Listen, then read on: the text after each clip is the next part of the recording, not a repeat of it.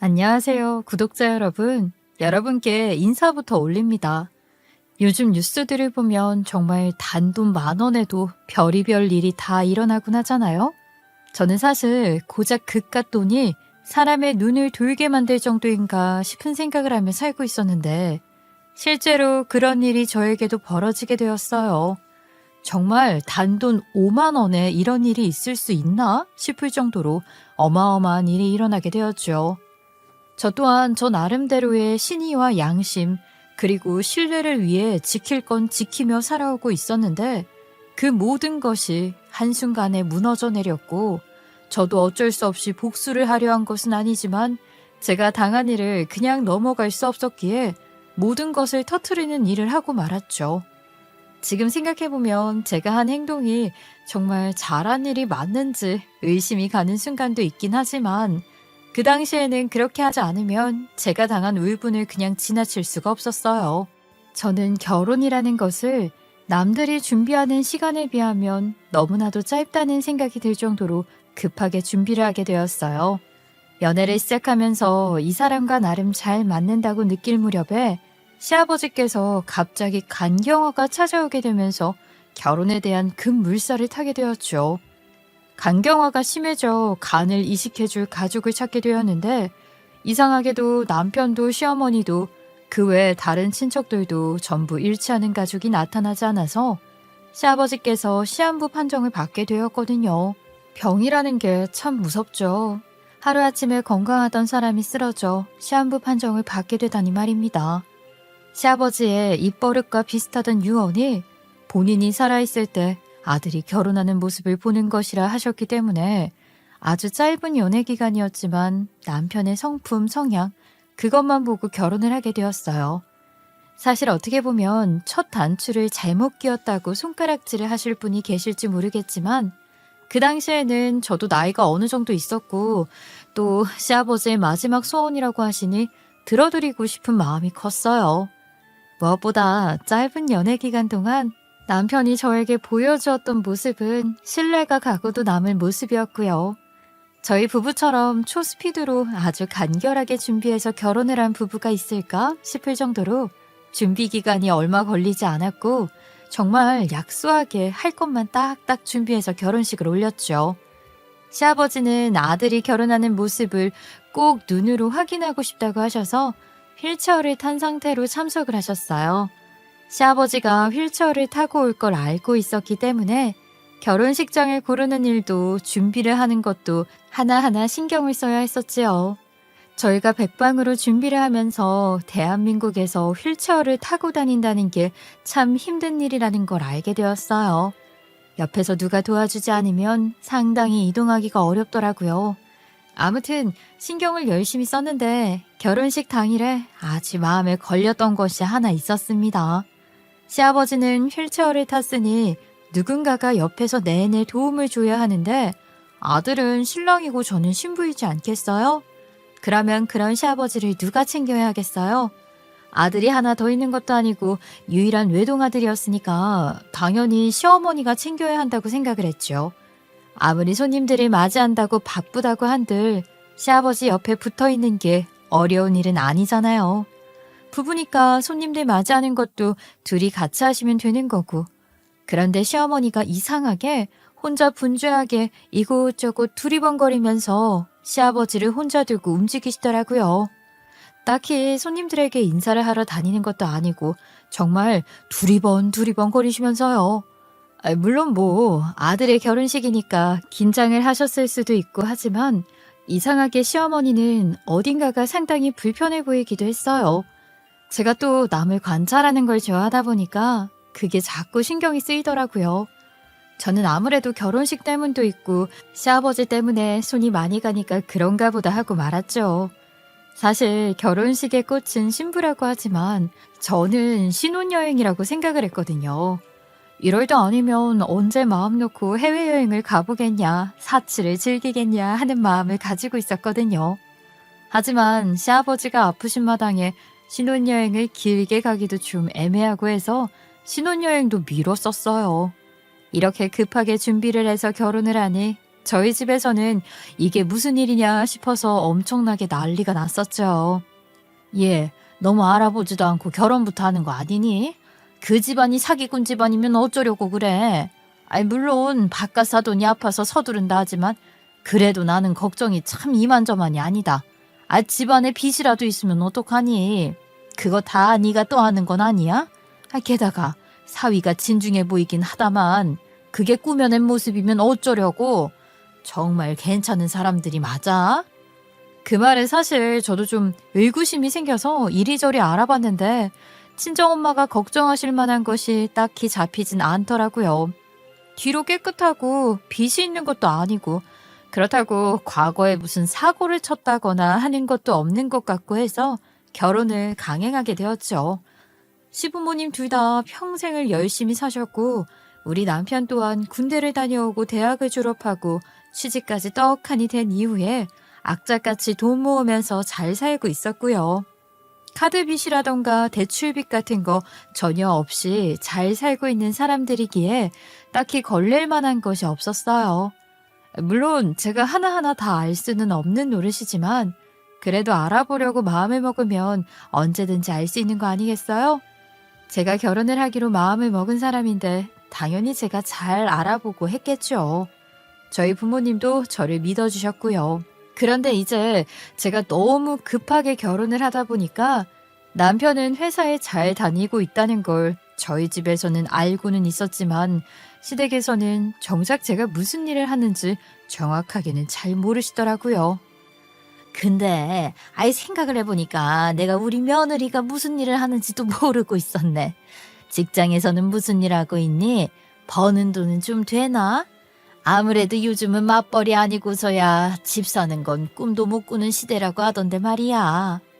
은근슬쩍 무슨 일을 하는지 궁금해하셔서 그냥 솔직하게 사무실에서 근무하는 직원이라고 했어요.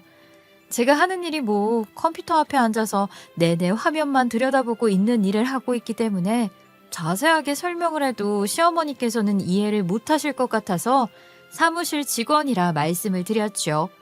그냥 그렇구나 하실 줄 알았는데 오히려 저희 시어머니는 탐탁지 않다는 듯이 말을 하셨어요. 우리 남편 때문에 우리 아들이 만나고 있는 사람이 있다하여 냅다 결혼부터 하라고 닥달을 하긴 했지만 내 마음이 썩 편치는 않네. 우리 아들은 그래도 나름 남들이 다 알만한 중견기업에 다니면서 돈도 잘 벌어오는데 말이야. 같은 회사에 다니고 있는 여직원이랑 결혼을 했으면 얼마나 좋아? 돈 걱정도 없고 그냥 컴퓨터나 들여다보는 사람이라고 설명을 하니 너무나도 없어 보이지 않니? 어디서 뭐 이상한 여자를 데리고 와서 결혼을 하겠다고 했을 리는 없지만 별 볼 일 없는 며느리가 들어온 것 같아서 기분이 좀 그렇네. 그 말을 면전에 대놓고 하는데 솔직히 좀 어이가 없더라고요. 결혼을 하겠다고 인사를 올리러 왔을 때만 하더라도 그런 소리를 하지는 않던 사람이 막상 결혼을 하고 나니까 마음에 안 드네, 탐탁치가 않네 하면서 트집을 잡으니까요.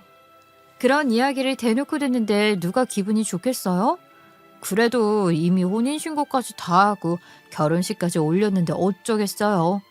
시어머니가 입을 삐죽이면서 핀잔을 줄 때마다 시아버지는 오히려 환하게 웃으시면서 며느리가 생겨서 좋다고 이제는 죽어도 여한이 없다는 말을 하셨습니다. 남편의 성품은 시아버지를 닮은 것인지 시아버지는 정말 너무나도 좋은 사람이었습니다. 싫다는 소리 한번 하신 적이 없으시고 투정을 한번 부린다거나 아프다고 징징거리는 거 하나 없이 늘 겸허하게 모든 것을 받아들이시는 사람이셨어요. 늘 좋구나 행복하구나 하는 말을 달고 사시는 분이시고 얼굴에도 늘 미소가 있으셨으니 누가 보면 나쁜 사람이라고는 상상도 못할 정도였죠. 늘 예쁘다 좋다 저에게 칭찬을 해주시는 시아버지를 누가 싫어할 수 있겠습니까? 당연히 저도 시어머니보다는 시아버지에게 더 많은 정이 갔고요. 시간이 지날수록 시아버지의 병세가 짙어져서 많이 힘들어했기 때문에 저랑 남편은 시간이 날 때마다 틈틈이 시아버지를 챙기며 시댁에 방문을 했었어요. 매번 갈 때마다 약에 취해 주무시거나 아파서 끙끙거리실 때가 더 많았지만 화 한 번 낼 줄 모르셨고 짜증 한 번을 안 내셨죠. 사실 아픈 사람은 신경도 예민하니까 짜증을 낼 법도 한데 늘 항상 괜찮다, 괜찮다 하시면서 오히려 저희 부부를 안심시켜 주시려고 애를 쓰셨어요. 시아버지가 정말 좋은 사람이라는 것은 제가 목숨을 걸어서라도 인정을 할 수 있었죠. 그렇게 시아버지를 열심히 보살피고 자주 찾아뵙고 했는데 저희 친정집에서는 그 모습이 또 마음에 들지 않으셨나 봐요. 결혼도 급하게 한 것도 모자라서 아픈 시아버지를 돌보고 있으니까 속이 터지시는 거죠. 딸한테 잔소리를 해봐야 속만 상하니 사위를 붙잡고 잔소리를 하시더라고요. 그 사실을 또 시어머니가 알게 되고 그러니까 양가 사이가 별로 좋은 편은 아니었어요. 명절이 되면 우리 집에서는 시댁에 가지 말아라. 가봐야 병간호밖에 더 하겠냐 하셨고 시댁에서는 출가 외인 모르냐 시아버지가 얼마나 살지도 모르는데 당연히 시댁에서 시간을 보내야 하는 거 아니냐 하셨어요. 그러니 가운데에서 저희 부부만 새우등이 터지는 꼴을 피하지 못했죠. 서로 그렇게 각자의 집에서 잔소리를 듣다 보니까 오히려 저희 사이는 좋아지더라고요. 은근히 양가 부모님 뒷말도 하고 하면서 대화를 끊임없이 하다 보니까 자연스럽게 공감대도 형성이 되고 서로를 더 의지하면서 지내게 되었어요. 그러다가 결국 저희 부부가 결혼을 한 지 1년을 넘기지 못하고 시아버지께서는 하늘나라로 떠나 깊은 잠에 빠지시게 되었어요. 마지막까지 저희 부부를 생각해 주시면서 유언을 남겨주셨는데 물론 누가 보면 참으로 별말 아니지만 우리 시아버지가 얼마나 저희 부부를 아껴주셨는지 잘 알고 있었기에 그 마지막 한마디가 참 가슴에 남더라고요. 아들, 딸 하나씩 낳아서 오래오래 행복하게 살다가 하늘에서 만나자고 하셨는데 우리 시아버지같이 성품이 좋으신 분은 천국에 가실 게 분명했기 때문에 앞으로 저도 잘 살아서 천국에 가야겠다 싶더라니까요. 짧은 시간이었지만 정말 아프셔서 같이 돌아다니지도 못했지만 정서적인 교감이 참 잘 되었던 분이라서 마음이 더 아팠어요. 저희 부부는 정말 많이 울었습니다. 가시는 길 끝까지 배웅을 하면서 남편과 저는 서로 위로의 말도 나누고 그랬죠. 그런데 시어머니가 또 장례식에서도 좌불안석으로 굴더라고요. 결혼식장에서 보여주었던 모습이 비슷하게 두리번 거리면서 무언가를 찾는 듯한 모습을 보여주셨는데 저랑 남편은 다른 사람도 아니고 시아버지가 돌아가신 건데 시어머니가 왜 저런 행동을 하는지 이해를 할 수가 없었어요. 게다가 장례식장을 방문하신 손님들이 대부분 저희가 모르시는 분들이었어요. 시아버지가 생전에 친하게 지내시던 분들이 꽤 많았는지 아름아름 소식을 듣고 찾아오신 손님들이 많았는데 저는 결혼 준비를 얼마 하지 않고 결혼을 한 데다가 시아버지가 병세가 이미 깊어진 상태라 지인분들을 거의 뵙지 못했거든요. 시아버지를 알고 지낸 시간이 너무 얼마 안 되다 보니까 당연히 우리 시아버지의 지인분들도 결혼식장에서 한번 만났을까 말까 했던 분들이 대부분이었어요. 그러다 보니까 저는 어색했고 남편은 인사를 드리면서도 긴가민가해 하더라고요.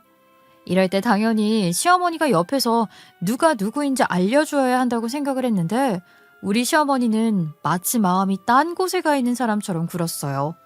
장례식이 모두 끝난 뒤에 납골당에 시아버지를 모시면서도 저는 눈물이 하염없이 흘렀는데 한평생을 살았던 우리 시어머니는 오히려 눈물을 흘리지 않으시더라고요. 그렇게 장례를 잘 치르고 나서 시어머니께서 저희 부부를 불러 말씀을 꺼내셨어요. 내가 이제는 혼자가 되었으니까 너희에게도 요구할 건 요구를 해야 한다고 생각해서 이렇게 말을 하자고 좀 불렀다. 둘 중에 하나를 골랐으면 좋겠는데 말이야. 학가를 하든지 아니면 생활비를 지원해 주었으면 좋겠구나. 나도 네 아버지 병수 받드느라 힘들었던 시간이 있으니까 이제 남은 내 인생을 좀 편하게 살아야 하지 않겠니? 이제 내가 혼자 살아야 하는데 얼마나 외롭겠어. 자식이랑 같이 살거나 그게 아니면 돈이라도 있어야 하지 않겠니? 너희들도 생각이 있으면 내가 말을 꺼내기 전에 먼저 물어봤어야 하는 거 아니니? 자식들 키워봐야 시집장가 보내면 다 소용없다고 하던데 그 말이 절절하게 이해가 가는구나. 아유, 어머니, 저희가 미리 살피지 못해서 죄송해요. 아무래도 저희가 신혼부부이기도 하고 연애한 기간이 짧다 보니까 서로 맞춰가야 할 부분이 많은 것 같아요. 이런 환경 속에서 합가를 하게 되면 서로가 더 불편할 것 같으니까 일단 저희가 용돈을 매달 드리는 게 좋겠어요. 어머님도 물론 그 편이 편하실 것 같고요. 그래?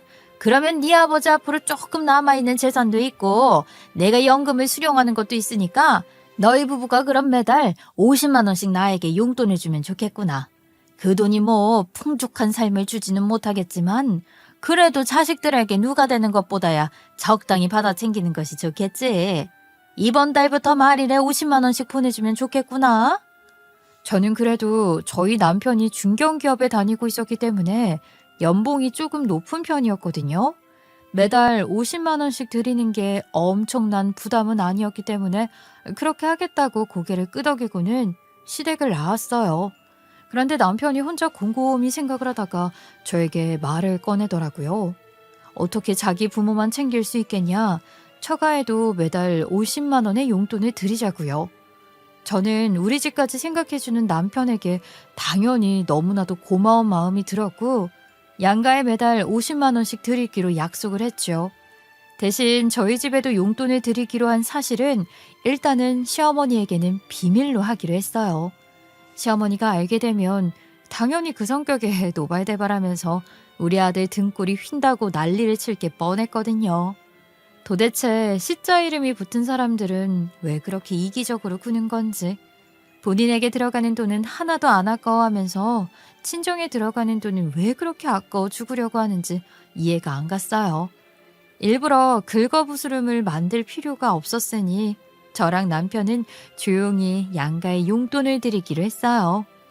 그렇게 시간이 지나서 결혼을 한 지도 2년이라는 시간이 지나가게 되었고 그동안 사실 별별 사소한 일들이 많이 있긴 했지만 그닥 중요한 일은 아니었기 때문에 그냥 넘어가도록 하겠습니다. 아무튼 다양한 일들을 겪으면서 오히려 저와 남편의 사이는 조금 더 돈독해졌어요. 정말 제가 결혼을 급하게 하면서 사실 걱정을 안 했던 것은 아니었지만 오히려 남편이랑 시간을 보내면 보낼수록 이 사람이랑 나랑은 전생에도 부부였나 보다. 우리 사이는 정말 천생연분이다 할 정도로 너무나도 잘 통했고 잘 맞았어요. 결혼을 한 사실에 대해 전혀 후회가 없었는데 딱 한 가지 마음에 걸리는 문제는 뭐 말해 뭐 하겠어요? 당연히 시어머니와 관련된 문제였지요. 하루는 저희 친정 부모님께서 지방에 여행을 다녀오시다가 강원도에서 송이를 사왔다고 하시며 저희 부부에게 전해주셨어요.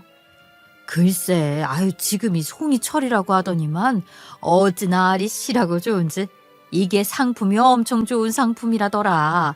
비싸도 더럽게 비쌌어. 그래도 1년에 몇 번이나 먹을 수 있겠니? 이왕 사온 거 너희들 거 나누면서 너희 시댁에 좀 가져다 주라고 더 넣었다. 우리 사위랑 나눠 먹고 안사돈한테도 좀 나눠드려라.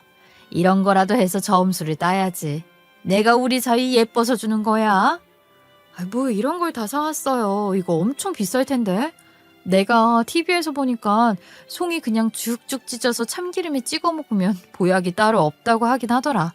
우리 어머님이 좋아하시겠네. 아버님 돌아가신 이후에 보양식 엄청 챙겨 드시더라고. 아무튼 제가 전해드릴게요. 그래, 송이가 보약이라고 하긴 하더라. 혼자 지내시면서 적적하실 텐데. 그래도 며느리가 되어서 이런 거라도 한번 챙겨야 하지 않겠니? 사람 사는 게 다 똑같지 뭐.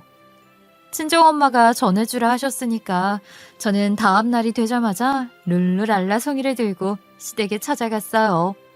우리 시어머니가 요즘 들어 보양식에 눈이 돌아 있었기 때문에 분명히 송이를 드리면 그 누구보다 좋아하실 거라 생각을 했기 때문이었죠.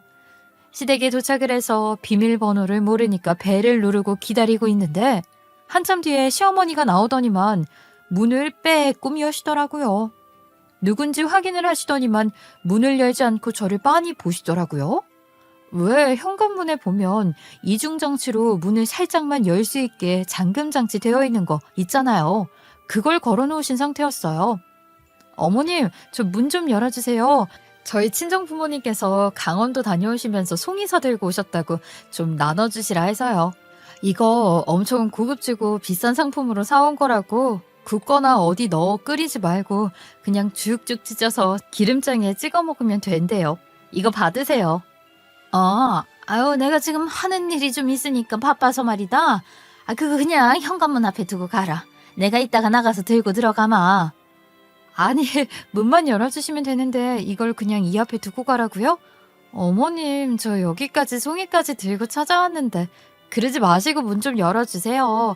아예 이렇게 문전박대 하시는 게 어딨어요. 그동안 어떻게 지내셨는지 근황 이야기도 좀 듣고요. 저 잠깐 들어가서 커피 한 잔만 하고 갈게요. 집에 커피가 없는데 무슨 커피를 마시겠다고 그래. 아우, 내가 요즘 카페인만 먹으면 속이 두근두근거려서 커피 안 마신다. 나중에 먹는 걸로 하고 오늘은 이만 가봐라. 내가 지금 하는 일이 있어서 바쁘다니까. 괜히 말 시키지 말고 얼른 가봐. 문 앞에 두고 가면 내가 이따가 일 끝나고 가지고 들어가마. 며느리가 왔는데 이렇게 보내시는 게 어딨어요. 커피 없으면 다른 차라도 주세요. 저 진짜 목말라서 그래요. 집에 무슨 꿀단지 숨겨 두신 것도 아니면서 왜 그러세요, 수상하게. 그러지 마시고 저랑 잠시 이야기도 나누고 해요. 어머님 혼자 지내서 적적하시다고 그러셨잖아요. 아이, 참 얘가 왜 이래. 내가 지금 바쁘다니까 왜 자꾸 그래. 목마르면 내가 돈 줄 테니까 나가서 사 먹어. 얘다 5,000원. 이거면 커피 한 잔은 사 먹을 수 있지. 여기까지 오느라 고생하긴 했는데 내가 지금 너랑 이야기할 여유가 없으니까 문 앞에 두고 가봐라. 얘가 말을 한번 하면 알아들어야지 여러 번 입을 열게 만드네 정말. 아휴. 아니 어머님, 이러시니까 더 집에 들어가고 싶네요. 저 집에 들어가서 시간 좀 보내고 갈게요. 여기까지 오느라 다리도 아프고요. 더워 죽겠어요. 집에서 혹시 이상한 거 하시는 건 아니죠? 동네 친구들 모아놓고 뭐 게임을 하신다거나 아니면 저희 몰래 부업이라도 하신다거나 그런 거 아니죠? 얘가 진짜 왜 이래? 내가 그런 거 할 사람이니? 집에 들어올 생각하지 말고 니네 집에 가서 저녁밥이나 차릴 준비해라. 우리 아들 밥 굶기지 말고 어디 배달 음식 시켜 먹을 생각도 말고. 그러더니 저한테 딸랑 5,000원 쥐어주시고는 문을 닫아버리시더라고요. 마음 같아서는 송이고 나발이고 그냥 들고 집에 갈까 싶었는데 친정엄마가 송이를 꼭 전해주라 신신당부를 하셨으니까 어쩔 수 없이 문 앞에다가 송이를 두고서는 나왔죠. 아무리 생각해도 기분이 너무 나쁘더라고요. 그렇게 귀한 송이를 주러 여기까지 찾아왔는데 저를 이렇게 문전박대할 수 있나? 그것도 남도 아닌 며느리가 온 건데 정말 어이가 없어서 웃음이 다 나왔죠. 그날 집으로 돌아오고 나서 남편이랑 이야기를 하면서 어이가 없다는 식으로 말을 하니 남편이 그러더라고요. 나도 근데 요즘 어머니가 좀 이상하다고 느껴질 때가 있었어. 아버지 돌아가시기 전에는 그렇게 전화 좀 해라, 얼굴 좀 보자 난리를 치시던 분이 말이야. 요즘은 문득 생각나서 전화를 하면 안 받으시고 받아도 바쁘다고 용건만 간단히 하고 끊자고 하시고 말이야. 무슨 일이 좀 있으신 것 같은데 그게 뭔지 알 길이 없네. 나도 이야기 좀 나누고 가겠다고 하니까 나랑 할 말이 없다고 하시던데? 솔직히 아까는 좀 상처받을 뻔했어. 내가 말없이 찾아뵌 거긴 하지만 송이까지 들고 갔는데 집에 들어오라는 말 한마디를 안 하실 수가 있나? 아니, 문을 아예 걸쇠로 걸어놓고 계시더라니까. 완전히 쫓겨난 기분이었다고. 내가 몇 번이나 무슨 일 있냐고 물어보는데도 아무 일 없다, 별일 없다 하면서 말을 안 하시니까 내가 추궁을 할 수도 없고 말이야. 그냥 그러려니 하고 넘기자. 원래 무소식이 희소식이라고들 하잖아. 이러다가 힘든 일 생기면 그때는 말을 하시겠지. 남편도 신경 쓰지 말자는 식으로 말을 하니까 저는 그냥 알겠다고 했죠. 그래도 제가 성격이 워낙 의문을 한번 품으면 해결을 봐야 하는 성격이라서 자꾸만 시어머니의 행동이 마음에 걸리더라고요. 아무튼 그렇게 시간이 지나고 나서 친정엄마가 최근 들어 자꾸 관절이 쑤신다, 온몸이 두들겨 맞은 것처럼 아파온다 하시더니만 목에 글쎄 디스크가 와서 허리도 아프고 어깨도 아프고 팔다리가 저리고 그랬던 거라 하시더라고요. 수술이 필요한 정도는 아니고 계속 치료만 꾸준히 받아도 좋아질 거라고 하긴 하던데 아휴, 이것저것 해야 하는 게 한두 가지가 아니더라.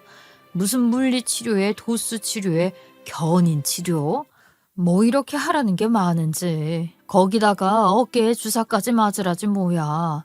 내가 무슨 돈이 있어서 이걸 다 하겠니? 아휴, 한두 푼 나가는 것도 아니고.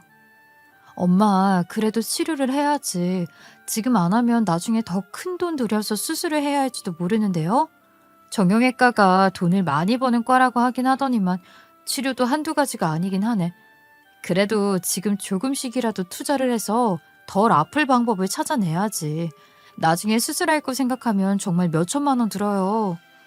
이게 다 집안일을 해서 아픈 거라고 하던데 내가 평생 집안일을 안 할 수 있는 것도 아니고 어차피 또 아플 거 아니겠니? 이거를 수술하고 치료하는 게 맞는지 모르겠네. 한 달에 나가는 치료비가 얼마나 되는데 우리가 드리는 용돈으로는 많이 부족해요?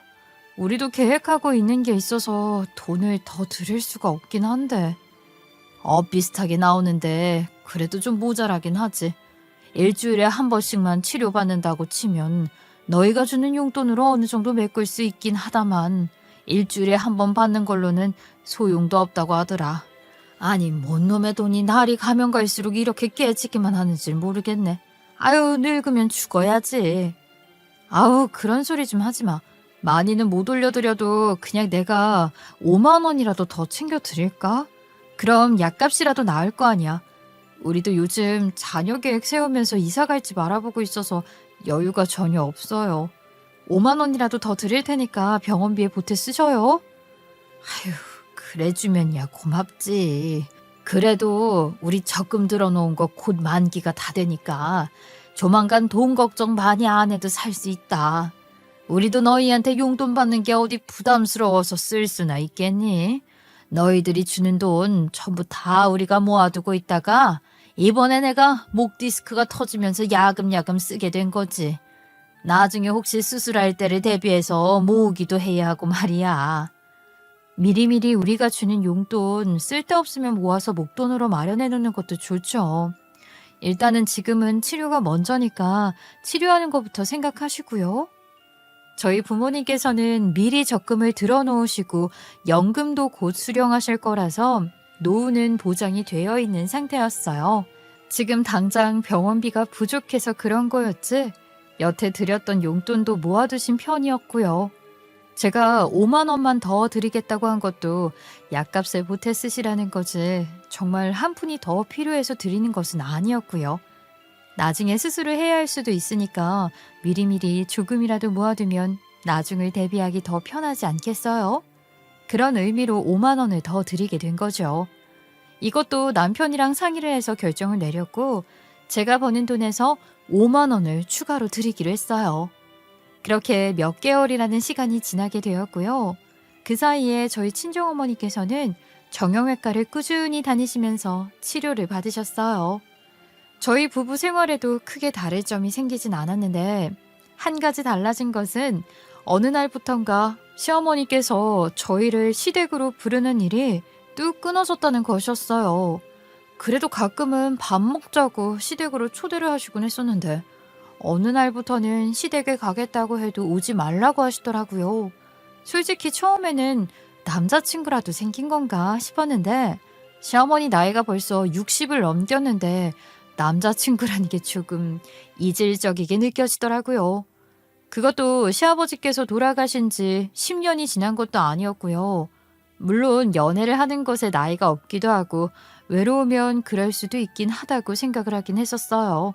그래서 시어머니에게 슬쩍 이야기를 꺼내보기도 했었죠.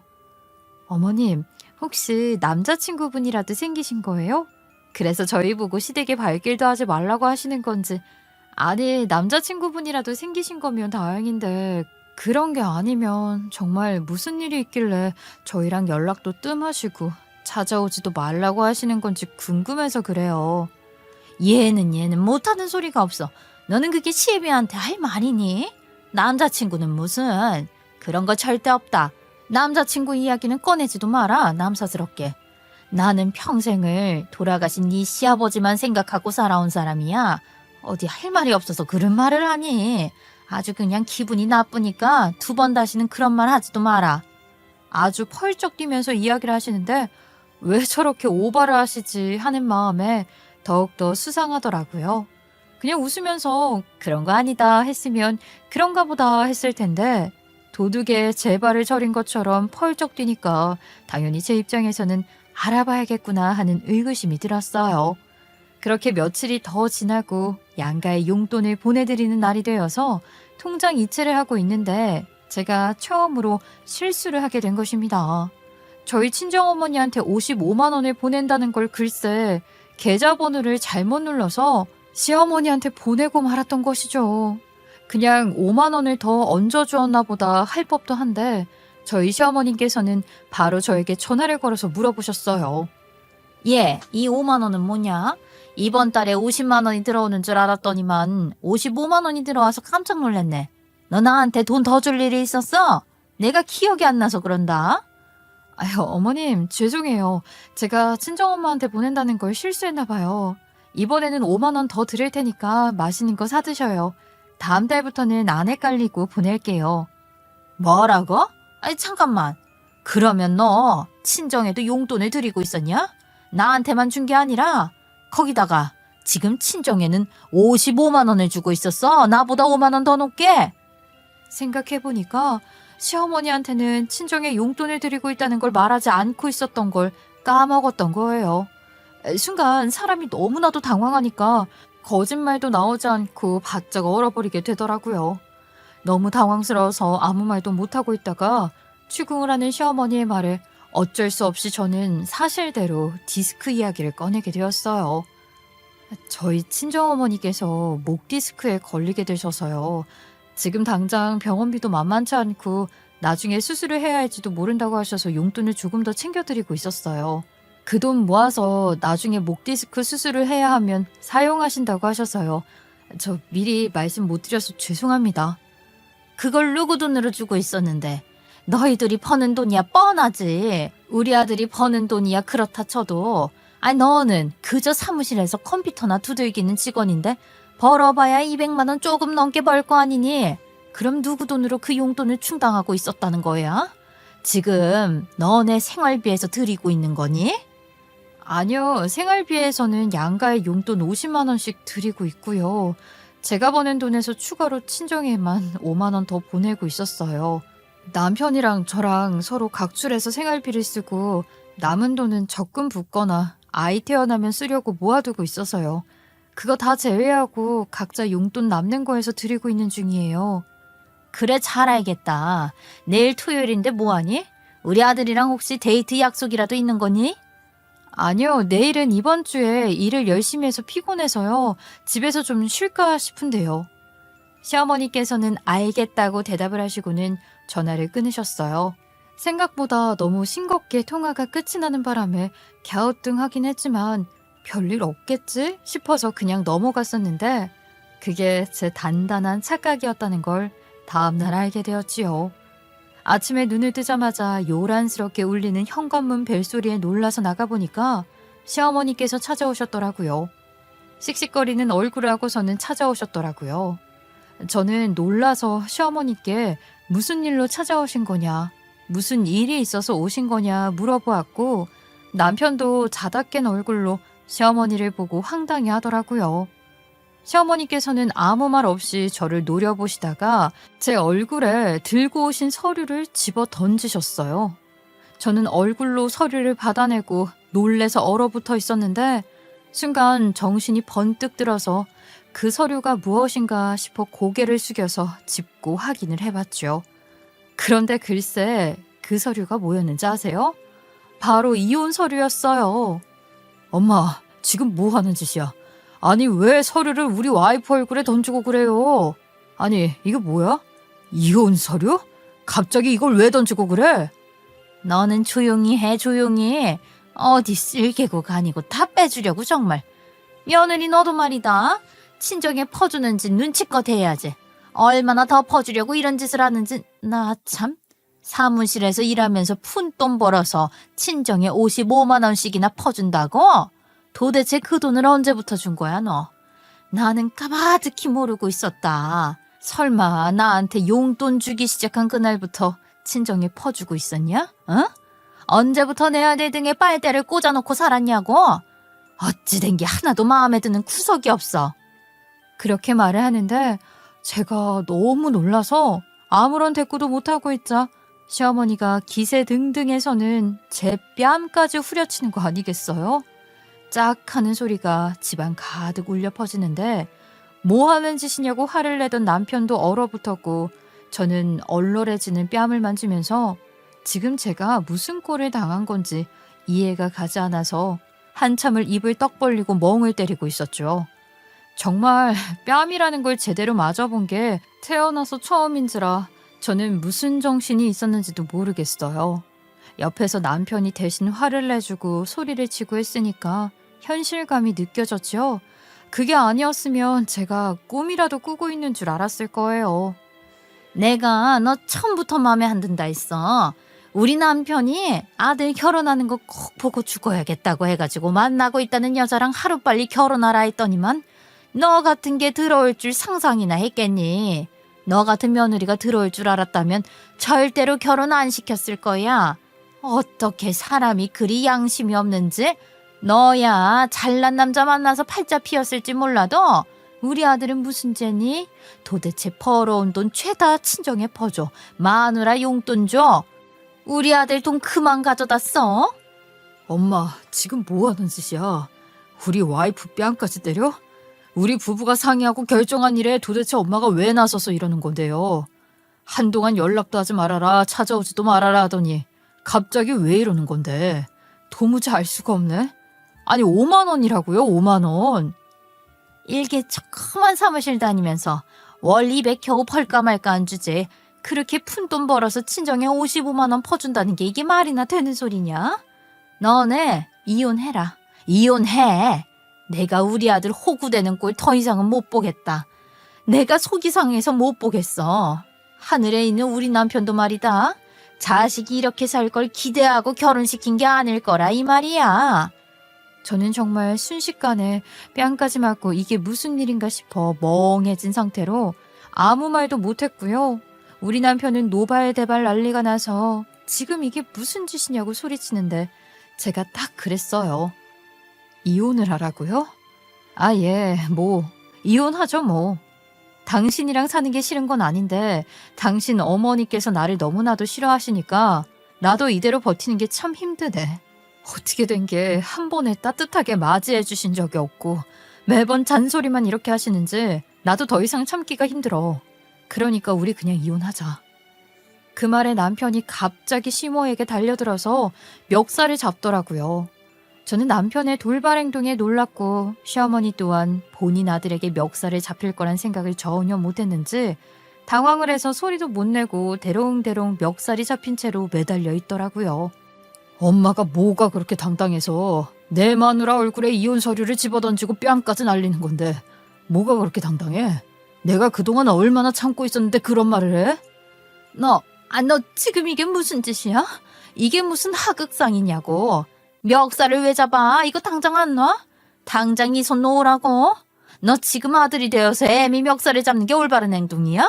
하늘에 계신 네 아버지가 얼마나 놀라시겠니? 당장 이 손 놓으라고?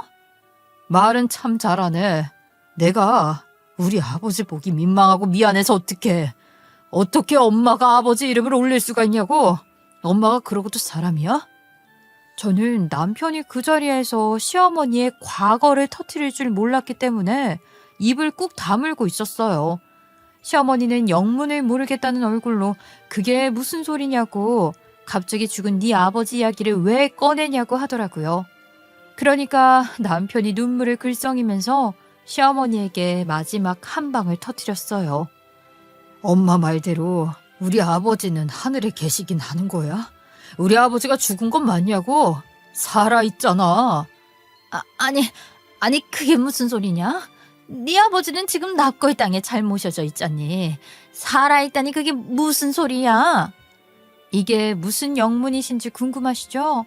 그러니까 사실은 이러했습니다. 결혼식장이고 장례식장이고 시어머니께서 계속 안절부절 못했다고 했었잖아요. 이상하게 시아버지가 돌아가신 이후부터 연락도 잘 안 받고 이상했다고요. 근데 제가 시어머니 집으로 송이를 전해주러 갔다가 문전박대를 당한 날, 제가 그 틈 사이로 남자 신발을 하나 봤는데 그 신발이 상당히 특이했던 것이 기억이 났어요. 색상도 그렇고 디자인도 그렇고 말이죠. 제 직업이 직업인지라 그런 걸 잘 기억하는 편인데 결혼식장에서도 장례식장에서도 그 신발을 신었던 사람이 있었던 게 기억이 났어요. 순간 이거는 최소 불륜이다 하는 생각이 들었고요. 전 그때부터 남편에게 말을 하고 시어머니의 뒷조사를 하기 시작했습니다. 제 직업을 이쯤에서 제대로 밝혀보자면 저는 사실 변호사 사무실에서 근무하는 사무장이며 동시에 전문 조사관으로 일을 하고 있었어요. 변호사 사무실에서도 각종 재판에 대비하고 증거를 수집하기 위해서 디지털 포렌식 장비 등 필요한 것들을 구비하고 있거든요. 신속하게 결정적인 근거들을 수집하고 분석하여 의뢰인에게 유리하도록 확실히 도와주는 조사가 필요하기 때문에 전문적으로 일을 해야 하는데 제가 그것들을 도맡아서 하고 있었습니다. 그러니까 한마디로 제가 집착을 하고 알아보기 시작하면 못 알아볼 것도 없다 이 말이죠. 사실 제가 어릴 때부터 꾸었던 꿈이 프로파일러였는데 뭐 그건 대학부터 경찰대를 나와야 하고요. 공부도 무지하게 잘해야 되는 거고 하다 보니까 좀 어려웠어요. 제가 또 의욕은 앞서는데 공부를 잘하는 편은 아니었거든요.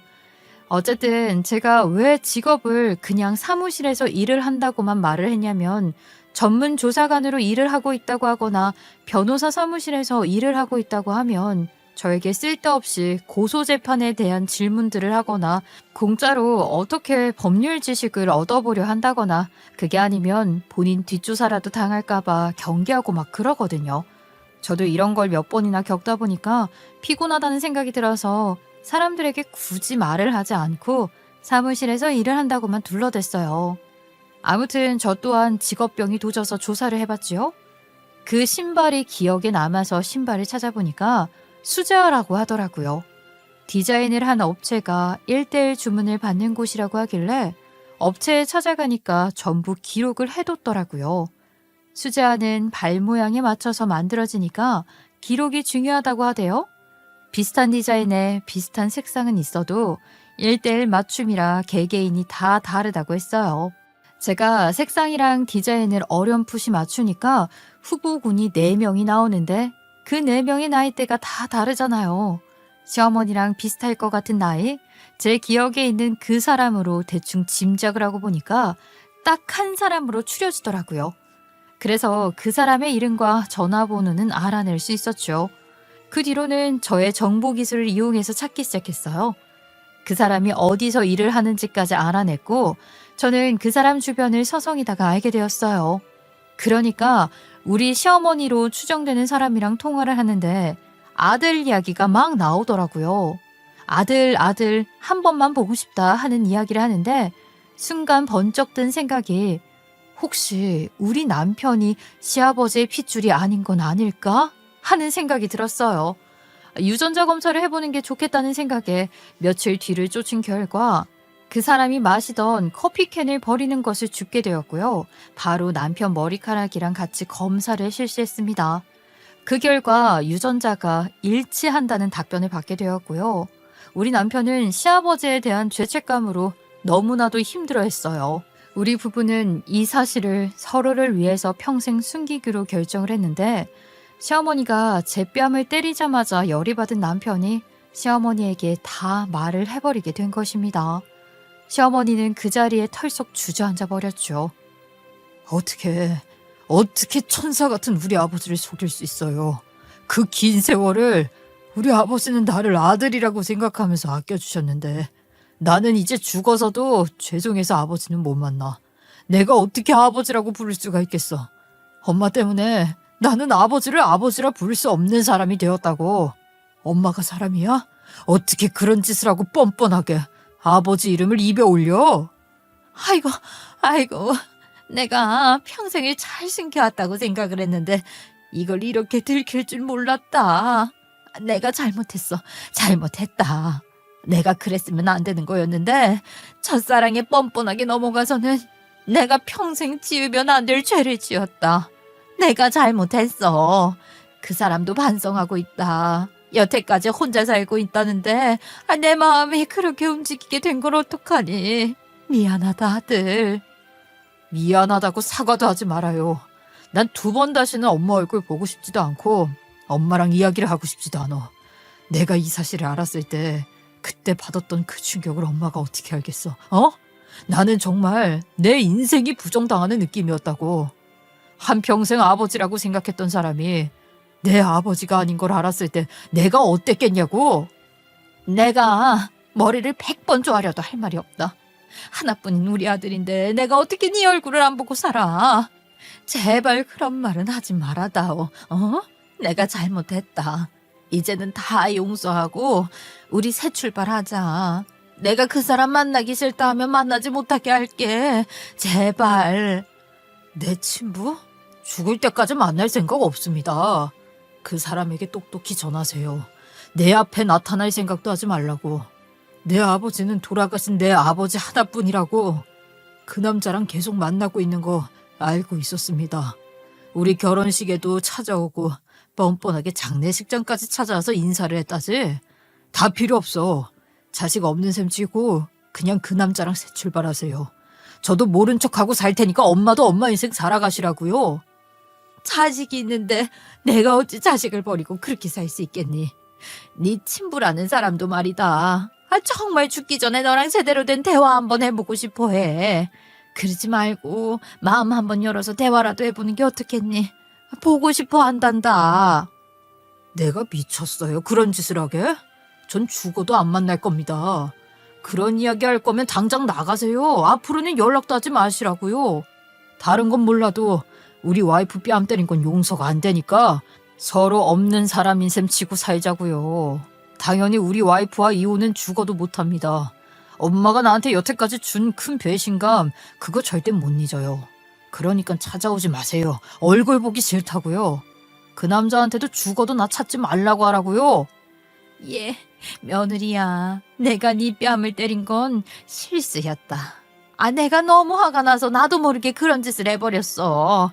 정말 미안하다 미안해. 이혼하라고 한 것도 내가 너무 오만하게 결정을 내린 것 같다. 미안하다. 잘못했다. 제발 용서해 주렴. 시어머니는 저에게도 계속해서 빌었지만 저는 남편이 강경하게 나왔기 때문에 시어머니의 사과를 받아주지 않았어요. 그 이후부터는 시어머니에게 보내던 용돈도 다 끊어버렸고요. 시어머니는 며칠 동안 저희 신혼집 앞을 찾아와서 빌었지만 문도 열어주지 않았습니다. 나중에는 그 남자까지 찾아와서 같이 빌더라고요. 남편은 굳게 닫힌 문을 열어주지 않았고 그 남자와 물론 대화도 하지 않더라고요. 생물학적으로 친부라고 하지만 어떻게 받아들이고 아버지 할 수 있겠어요? 평생을 아버지라고 부르고 믿고 따랐던 사람이 따로 있는데요. 저는 남편을 옆에서 위로해 주었어요. 그게 제 할 일이었고 제가 할 수 있는 일이었으니까요. 며칠 동안 그 난리를 치던 시어머니와 친부라는 사람은 포기를 한 듯 연락도 안 하고 찾아오지도 않더라고요. 시간이 조금 더 흐른 지금은 그들이 어떻게 살고 있는지 저는 간간히 몰래 찾아가서 지켜보고 오긴 하는데 둘이 뭐 잘 먹고 잘 살겠지 싶어서 몇 번 보고는 더 이상 지켜보지 않는 중입니다. 남편의 속을 뒤집어 놓을 생각도 없고 사과를 받아줄 여유나 마음이 전혀 없기 때문이었죠. 남편은 저랑 같이 마음의 아픔을 치유하며 간간히 시아버지 납골당에 찾아가고 있어요. 여전히 저희 부부에게 시아버지란 돌아가신 시아버지 한 분뿐이거든요. 시어머니의 욕심과 아나무인한 태도로 모든 게 까발려지게 되었지만 그 일이 남편은 후회하지 않는다 하더라고요. 오히려 이렇게 조용하게 살 수 있게 되어 다행이라 합니다. 그리고 용돈도 50만 원 드리던 거 확 줄으니까 저희 생활도 조금 피고 이제는 저희도 아이를 가질 계획을 세우고 있는 중입니다.